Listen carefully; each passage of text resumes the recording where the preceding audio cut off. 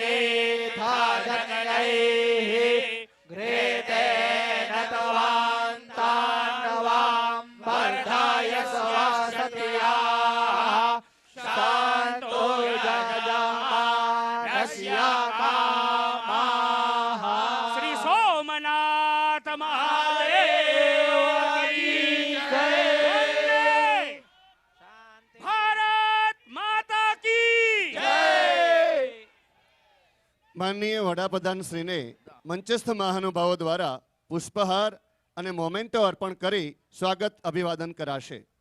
હું વિનંતી કરું છું મંત્રી શ્રી જસાભાઈ બારડ, સાંસદ શ્રી રાજેશભાઈ ચુડાસમા, રાજ્યસભા સાંસદ શ્રી ચુનીભાઈ ગોહેલ, જિલ્લા પંચાયત પ્રમુખ શ્રીમતી મણિબેન રાઠોડ, સંસદીય સચિવ શ્રી જેઠાભાઈ સોલંકી, જિલ્લા ભાજપ પ્રમુખ ઝવેરીભાઈ ઠકરાર, માનનીય ધારાસભ્ય શ્રી ગોવિંદભાઈ પરમાર અને પ્રમુખ શ્રી નગરપાલિકા જગદીશભાઈ ફોફંડી.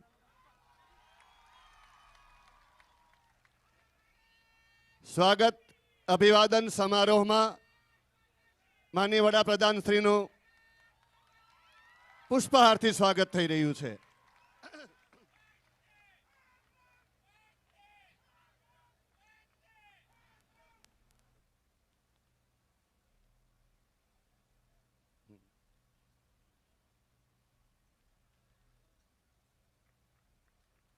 સ્મૃતિચિહ્ન પણ અર્પણ થઈ રહ્યું છે.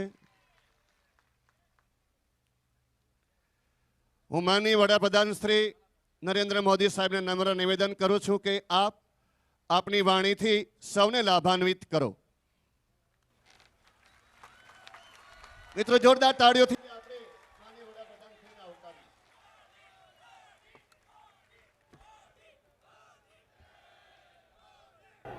જય સોમનાથ, જય સોમનાથ, જય સોમનાથ.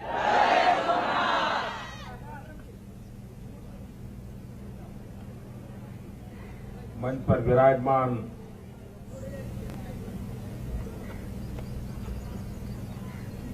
गुजरात सरकारना मंत्री भाई श्री जशाभाई, जिला भारतीय जनता पार्टी अध्यक्ष झवेरीभाई, लोकसभा में हमारा साथी भाई राजेशभाई, राज्यसभा में हमारा साथी श्री चुनुभाई, जिला पंचायत प्रमुख મણિબેન, ધારાસભ્ય ભાઈ શ્રી ગોવિંદભાઈ, નગરપાલિકાના પ્રમુખ ભાઈ શ્રી જગદીશભાઈ અને ઉપસ્થિત વાલા ભાઈઓ અને બહેનો, સોમનાથમાં સવારે 9 વાગે ભેગા થવું અઘરું કામ છે.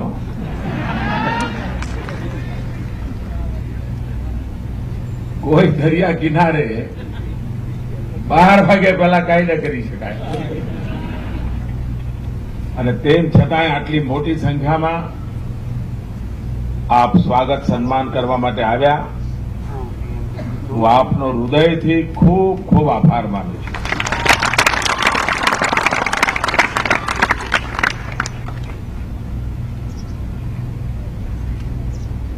આમ તમને પણ જરા મજા તો આવતી હશે.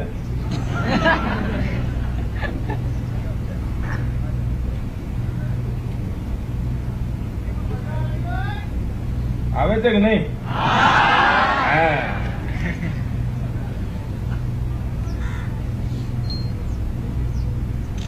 ગઈકાલે હું પરમ દિવસે વિશ્વનાથના ચરણોમાં હતો અને આજે સોમનાથના ચરણોમાં છું. અવાજ બરાબર છે ભાઈ?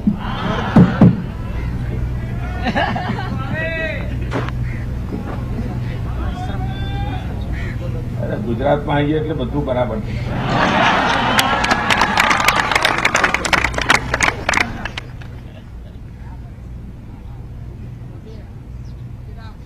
મારું આ સૌભાગ્ય છે કે એક તરફ સોમનાથ બાપાના આશીર્વાદ અને બીજી બાજુ કાશી વિશ્વનાથના આશીર્વાદ.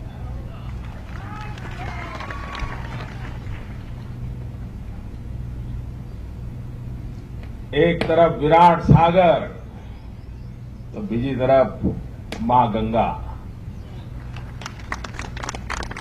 અને એની વચ્ચે આ મહાન ભારતના વિકાસ માટેના સપના લઈને અવિરત પ્રયાસ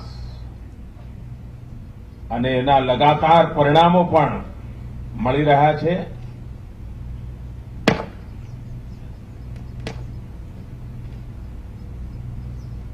દેશમાં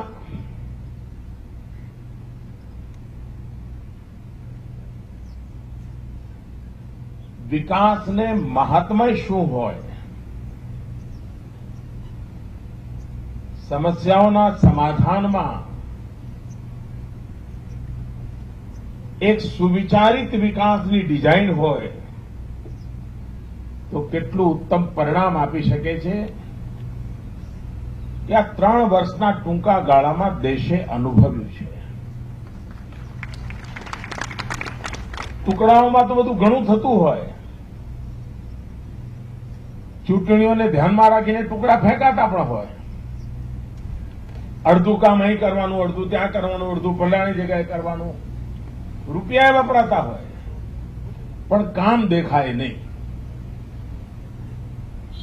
એક ગામમાં થાંભલો નાખ્યો હોય તો બીજા ગામમાં કેબલ પડ્યા હોય તો ત્રીજા ગામમાં ટ્રાન્સફોર્મરની ચર્ચા થતી હોય, વીજળી આવે ના આવે. પણ જે ગામમાં થાંભલા હોય ત્યાં જ કેબલ નાખે, ત્યાં જ ટ્રાન્સફોર્મર હોય તો વીજળી આવવાની ચાલુ થાય. પણ અત્યાર સુધી ટુકડામાં જ બધું ચાલ્યું. આપણે એક સાથે કામોને પૂર્ણ કરવાની દિશામાં જ આગ્રહી બન્યા છીએ. દાખલા તરીકે શાળાઓમાં દીકરીઓ માટે શૌચાલય નહોતા અને એના કારણે દીકરીઓ ભણતી નહોતી, શાળા છોડીને જતી રહે. આપણે ગુજરાતમાં હતા ત્યારે અભિયાન ઉપાડ્યું, સફળતા મળી, આખા દેશમાં ઉપાડ્યું અને આજે દેશમાં બધી જ શાળાઓમાં દીકરીઓ માટે જુદું ટોયલેટ બનવા માંડી ગયું. મોટા ભાગે બની ગયા. હવે આ કામ એવા નહોતા કે દેશ આઝાદ થયો ત્યારથી ન કરી શકીએ, પણ નહોતા થયા. આપણો પ્રયાસ એવો છે કે આ બધી બાબતોનો લાભ દેશના ગરીબમાં ગરીબ માણસને મળે. હવે ઇન્દિરાબેને બેંકોનું રાષ્ટ્રીયકરણ કર્યું હતું અને એ વખતે એમ કહ્યું હતું કે બેંકો ગરીબો માટે જ હોવી જોઈએ, ગરીબોના કામ આવી જોઈએ. આપણે જોયું કે આટલા બધા વર્ષ થયા, કોઈ ગરીબને તમે બેંકના દરવાજે જોયો હતો? બેંકમાં ખાતું ખોલાયું હતું? આપણે ઉપાડ્યું કે નહીં, પહેલા મારે બેંકો ગરીબો માટે ખોલવી છે અને દેશમાં પ્રધાનમંત્રી જનધન યોજના અંતર્ગત કરોડો કરોડો બેંકના ખાતા ખોલાવી દીધા. ગરીબનો હક પ્રસ્થાપિત કરવા માટેનું બેંકોને મજબૂર કરવામાં આવી. આપણે ત્યાં મોટા મોટા શેઠિયાઓ, મોટા મોટા બાબુઓ ક્યાંક ખરીદી કરવા જાય ખિસ્સામાંથી કાર્ડ કાઢે, કાર્ડ કાઢીને આમ ઘસીને પૈસા લે. ગરીબ માણસને એમ થાય કે આ સારું કેવું છે, રૂપિયા નથી, કશું નથી, અને આના કાર્ડ આમ લીટો મારે છે, પૈસા પણ મળી જાય છે. આપણે નક્કી કર્યું કે આ લાભ ગરીબોને મળવો જોઈએ અને આ દેશના 21 કરોડ ગરીબોને રૂપે ડેબિટ કાર્ડ આપણે આપી દઈએ. ગરીબ અને અમીર વચ્ચેની બરાબરી કેમ ન થાય એ આપણે કરી બતાવ્યું અને એક પછી એક એવા પગલા લઈ રહ્યા છીએ. ભાઈઓ બહેનો, આપણે આ સમુદ્ર તટ પર છીએ. આ સમુદ્ર તટનો વિકાસ, આખી ક્રાંતિ આપણા સમુદ્ર તટના વિકાસથી લાવી શકાય. આ દેશનો આટલો મોટો સમુદ્ર કિનારો છેક જગવથી લઈને પૂર્વના કિનારા સુધી, પૂર્વી હિન્દુસ્તાન સુધી, પણ એનો જેટલો ઉપયોગ થવો જોઈએ દેશના વિકાસમાં, એની તરફ આપણે ધ્યાન કેન્દ્રિત કરીને એક સાગરમાલા યોજના બનાવી છે. આ સાગરમાલા યોજના અંતર્ગત 8 લાખ કરોડ રૂપિયાનું રોકાણ માત્ર સમુદ્રી તટ પર વિકાસ માટે થવાની યોજના છે અને એના કારણે રોજગારીની તકો ઉભી થશે, ઔદ્યોગિક વિકાસ થશે, ટુરિઝમનો વિકાસ થશે, અહીંના આખા જીવન ધોરણો બદલાઈ જશે. લગભગ 400 જુદા જુદા પ્રોજેક્ટ આખા દેશના સમુદ્ર તટ ઉપર આપણે આઈડેન્ટિફાઈ કર્યા છે, પસંદ કર્યા છે અને એના વિકાસ તરફ આજે આપણે ધ્યાન આપી રહ્યા છીએ. એમાં 40 થી વધારે પ્રોજેક્ટ એકલા ગુજરાતમાં નક્કી કર્યા છે, ગુજરાતના દરિયા કિનારે, અને એના કારણે ગુજરાતના દરિયા કિનારે 45,000 કરોડ રૂપિયાનું મૂડીરોકાણ થશે. 45,000 કરોડ રૂપિયા.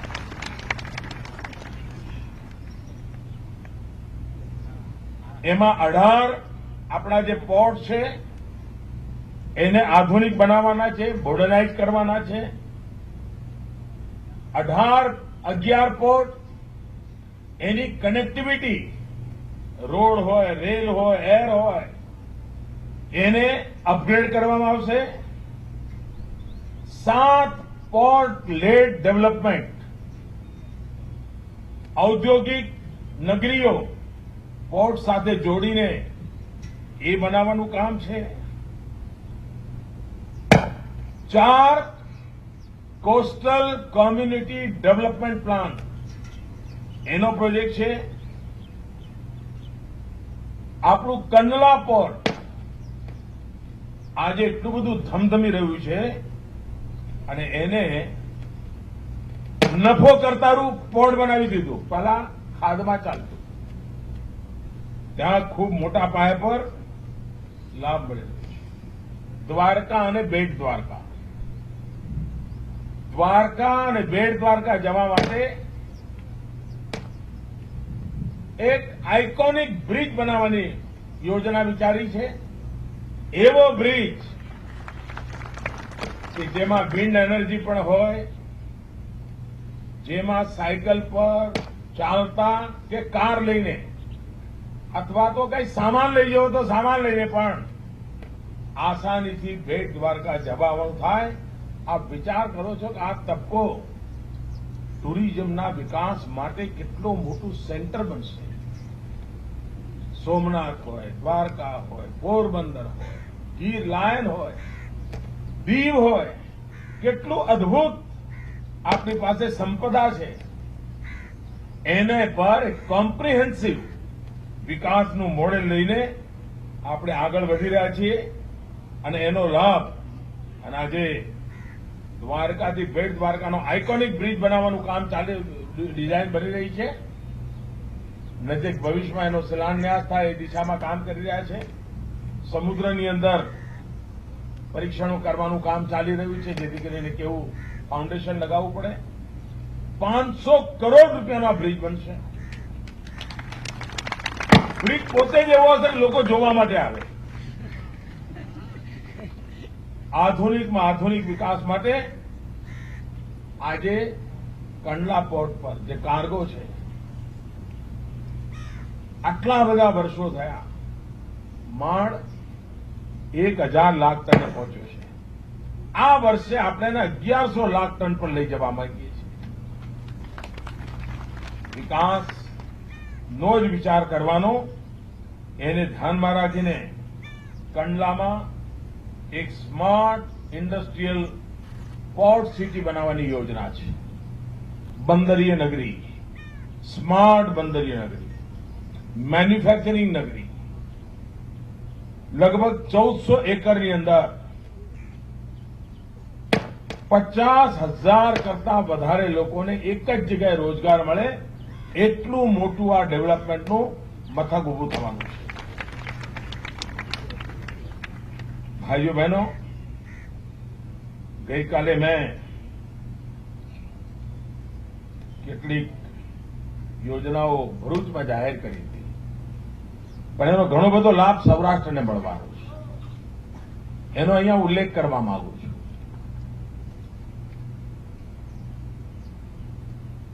જે આપણે ત્યાં સ્ટેટ હાઈવે છે એને હવે કેટલાક આપણે ભારત સરકાર જવાબદારી લેશે અને નેશનલ હાઈવે બનાવશે. નેશનલ હાઈવે કરવાને કારણે એની પહોળાઈ, એની ક્વોલિટી, એની સેવાઓ બધું બદલાઈ જતું હોય છે. અને સરકાર, ભારત સરકાર ખર્ચો કરશે લગભગ 12,000 કરોડ રૂપિયા આ કામ માટે લગાવવાનું યોજના બનાવી છે. 12,000 કરોડ રૂપિયા નાની રકમ નથી હોતી. અને 8 રોડ ઉપર જેના કારણે અકસ્માતો ઓછા થાય, સ્પીડ વધે, આવા મહત્વના રોડની આજુબાજુમાં બધા વિકાસ થાય, રોજીરોટીના અવસર ઉભા થાય, એને ધ્યાનમાં રાખીને અને જે 8 રાજ્યના જે ધોરીમાર્ગ છે એ રાષ્ટ્રીય ધોરીમાર્ગ બનશે, નેશનલ હાઈવે બનશે. એમાં એક ઉના, ધારી, બગસરા, અમરેલી, બાબરા, જસદણ, ચોટીલા. બીજું નાગેશ્રી, ખાંભા, ચલાલા, અમરેલી. ત્રીજું પોરબંદર, ભાણવડ, જામજોધપુર, કાલાવાડ. ચોથું આણંદ, કઠલાલ, કપડવંજ, બાયડ, ધનસુરા, મોડાસા. લખપત, ગઢુરી, હાજીપુર, ખાવડા, ધોલાવીરા, મવાના, સાંતલપુર. ખંભાળિયા, અડવાણા, પોરબંદર. ચિત્રોડ, રાપર, ધોલાવીરા. ખંભાળિયા, ભાણવડ, રાણાવાવ. 12,000 કરોડ રૂપિયાના આખો સૌરાષ્ટ્રનો પટ્ટો. આપ વિચાર કરો કે વેરાવળ, સોમનાથ, પોરબંદર, દ્વારકા વિકાસ માટેની આ રોડની વ્યવસ્થા કેટલી મોટી તાકાત આપશે એનો આપ અંદાજ કરી શકો છો. ભાઈઓ બહેનો, આજે જ્યારે આપની વચ્ચે આવ્યો છું ત્યારે જે દિશામાં આપણે કામ કરી રહ્યા છીએ, ભારતની નો જે રાષ્ટ્રીય ધ્વજ છે એ આપણો તિરંગો છે અને એમાં એક ચોથા રંગનું ચક્ર છે, એક કેસરીયો છે, એક લીલો છે અને એક સફેદ છે. આપણે દેશમાં કેસરિયા ક્રાંતિ કરવા માંગીએ છીએ. કેસરિયા ક્રાંતિ એટલે ઉર્જાની ક્રાંતિ. સોલાર એનર્જી, વિન્ડ એનર્જી, સૂર્ય શક્તિ, પવન શક્તિ, આના આધારે ઉર્જાની દિશામાં સમગ્ર દેશમાં એક મોટી હરણફાળ ભરી રહ્યા છીએ. ગેસના આધારે ઉર્જા, એમાં હરણફાળ ભરી રહ્યા છીએ. કારણ કે આજે વિકાસના કેન્દ્રમાં ઉર્જા છે. જ્યાં ઉર્જા અવેલેબલ હશે ત્યાં વિકાસની સંભાવનાઓ વધતી હોય છે. ગુજરાતે એમાં પહેલ કરી હતી. સોલાર એનર્જીમાં આખા દેશમાં વળાંક આપવાનું કામ કોઈએ કર્યું હોય, ટર્નિંગ પોઈન્ટ બનાવવાનું કામ કર્યું હોય તો ગુજરાતે કર્યું. ગુજરાત પહેલું રાજ્ય હતું જેણે સોલાર એનર્જીની પોલિસી બનાવી. ત્યાર પછી હિન્દુસ્તાનમાં બની. તો સોલાર એનર્જી આજે દુનિયામાં હિન્દુસ્તાનની વાહવાહી થઈ રહી છે. અને ભારતે પર્યાવરણના જે પ્રશ્નો વિશ્વ સામે ઉભા થયા છે એના ઉકેલ માટે ભારતે ઘણી મોટી પહેલ કરી છે અને એમાં આનું મોટું યોગદાન છે. બીજી છે લીલો colour, green revolution. Saffron revolution, green revolution, હરિયાળી ક્રાંતિ. આપણું સપનું છે 2022માં હિન્દુસ્તાનના ખેડૂતની આવક બમણી થવી જોઈએ. બમણી. 2022 ભારતની આઝાદીના 75 વર્ષ થાય છે. આઝાદીના 75 વર્ષ થાય ત્યારે અને જો યોજનાબદ્ધ રીતે કામ કરીએ, સોઇલ હેલ્થ કાર્ડ હોય, બીજ ઉત્તમ ક્વોલિટીનું હોય, સ્પ્રિંકલર કે ડ્રીપ ઇરિગેશન હોય, પાણીની વ્યવસ્થા હોય, સમય પર યુરિયા મળે, સમય પર બાકી ખાતરો મળે, ક્યાંક ઓર્ગેનિક ખેતીના પ્રયોગો થતા હોય, ઈ માર્કેટની વ્યવસ્થા કરી છે. હવે ખેડૂતે પોતાના ગામની પાંદરે જ મંડીમાં વેચવા જેવું જરૂર નથી. પોતાના મોબાઈલ ફોન પર નક્કી કરી શકે કે હિન્દુસ્તાનમાં કયા બજારમાં સૌથી વધારે ભાવ છે, મારે ત્યાં માલ વેચવો છે, વેચી શકે. પહેલી વાર આ પ્રકારનું કર્યું છે. આ વખતે આપણા સૌરાષ્ટ્રમાં મગફળીનો પાક મબલક થયો. હવે મબલક પાક થાય તો એ કિસાનને મુશ્કેલી, ઓછો પાક થાય તો એ કિસાનને મુશ્કેલી. એટલે આ વખતે સરકારે હમણાં પરમ દિવસે જ નિર્ણય કર્યો કે જે મગફળીનો પાક આટલો બધો થયો છે ત્યારે મગફળી પકાવનાર ખેડૂતોને નુકસાન થાય એટલા માટે મગફળીને એક્સપોર્ટ કરવા માટેની છૂટ આપવાનું નક્કી કર્યું છે, જેથી કરીને દુનિયાના બજારમાં આપણી મગફળી જે વધારાની છે એ જાય અને આપણા ખેડૂતોના ભાવ તૂટે નહીં, એની મહેનત પાણીમાં ન જાય, એના માટેનો એક મહત્વનો નિર્ણય આપણે એમાં કર્યો છે. ત્રીજો રંગ છે સફેદ, શ્વેત ક્રાંતિ. આજે આપણી પાસે દુનિયામાં પશુ હોય એના કરતા વધારે પશુ છે, પણ દુનિયામાં પશુ જેટલું દૂધ આપે એના કરતા આપણું પશુ ચોથા ભાગનું જ દૂધ આપે, અડધા ભાગનું જ દૂધ આપે છે. પશુ જાળવવાનો ખર્ચો એટલો જ, પણ દૂધ ઓછું મળે. આપણે વૈજ્ઞાનિક પ્રયોગો દ્વારા પશુપાલનની પદ્ધતિઓમાં આધુનિકતા લાવીને, વૈજ્ઞાનિકતા લાવીને ખેડૂત પાસે ભલે ઓછા પશુ હોય પણ વધારે દૂધ આપે. દૂધમાં ડબલ ઉત્પાદન કેવી રીતે થાય, પશુઓનો બોજ ઘટતો જાય પરંતુ દૂધ ઉત્પાદન વધતું જાય, એના માટે વૈજ્ઞાનિક તરીકાથી કામ ચાલી રહ્યા છે. અને એમાં ચોથો રંગ છે બ્લુ કલરનો, બ્લુ રિવોલ્યુશન. આ બ્લુ રિવોલ્યુશન છે એ અમારા ફિશરમેન માટે છે, માછીમારો માટે. આખા દેશના માછીમારો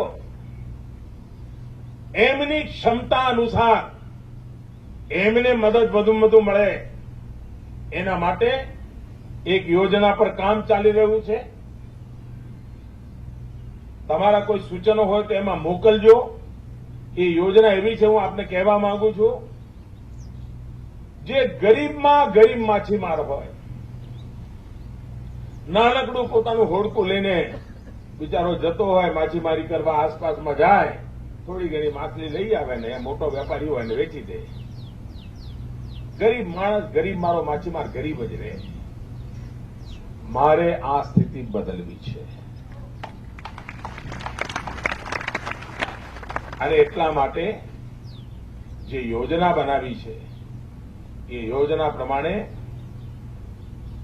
આમાં પેલા દલાલોને જગ્યા નહીં મળે, આમાં વેપારીઓને જગ્યા નહીં મળે, આમાં રાજનેતાઓને જગ્યા નહીં મળે. આ બધું પાકું. 5 ગરીબ માછીમારો, 5 જે પોતે નાનું નાનું ઓળખું લઈને બિચારા મજૂરી કરે છે, એ ભેગા થાય, એક મંડળી બનાવે, પોતાના તરફથી 5,000 10,000 રૂપિયા જે બચાવ્યું હોય એ મૂકે,